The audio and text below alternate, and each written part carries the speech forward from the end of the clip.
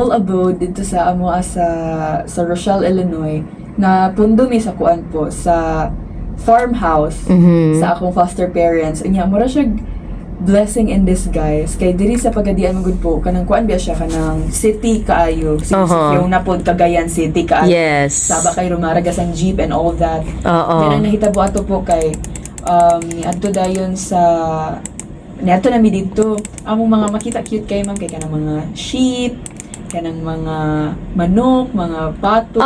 So murag or breakfast kay rural siya nga kuan. Yes, kayo. Pero nice jud kay siya ma'am kay kanang murag makaingon jud nga wow, this is the lahi ni siya sa mga US post nga ako makita kani tinuod nga live.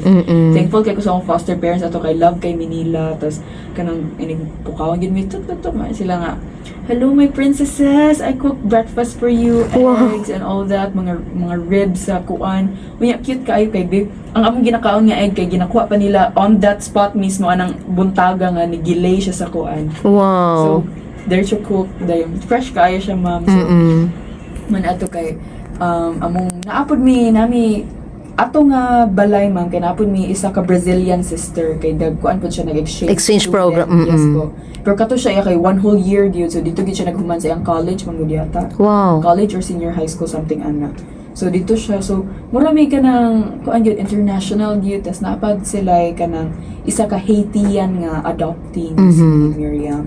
So thankful kay ko kay masking kanang open gud kita sa moa ba so naay Pinoy dito, naay Pinay, naay kanang half American, half European, yan ay Brazilian, apoy Haitian. So mura may ganang ga cultural show dito pero may nga mata na madira nya kami ni Fiona kay mana gid mi nga halot sayo kay sila mga mata Phine ano nya sila kay magcooking sila breakfast for us. Nice kay siya nga experience kay mura kag part gid sa kanang bitaw Family nila. yes so pero maamagid po na ang point nga dapat ma-feel ana hatod mi nila sa school sa NIU nya pundo mi dito gabi kanang makita dito ni sa King Koy nga kanang mag rocking chair ang ko. Tas nay mga nay iro. Tas we're living the life right now. So nagpundo mi dito and then after atong sa PYLP po kay 1 month mi dito ni ato mig Washington. Washington DC para And that's how far from Illinois? Ay nagkuan na mi ana ma'am nagplane. Okay. 4 hours, 5 hours na yata. Oh, grabe layo day gihapon no. Yes, so Washington DC capital na gid sa Caesar Tracker.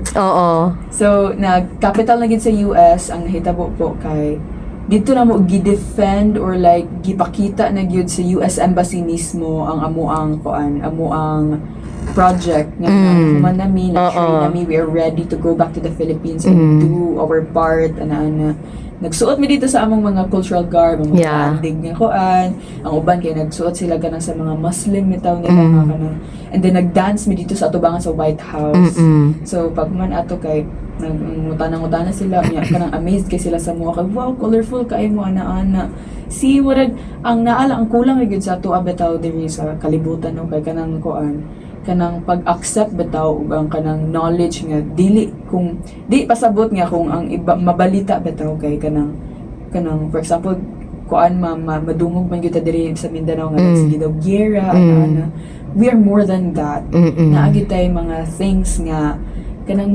makabuga sad ta ba like mag-give sad nato sa international stage and that alone kay kami palang daan nga person bahala pag gisuot dito kay pambalay lang sa panadira naka-casual attire as long as we were there saying something for our country and fighting for what's right sa among country and kanang pag redefine yung perspective sa tanan-tanan kay dako na kay na siya nga thing mag-accept na itang tanan as humans on this earth. Wow, very nice kaayo no. Pero I would love to have you again tomorrow here sa atong program, Jo.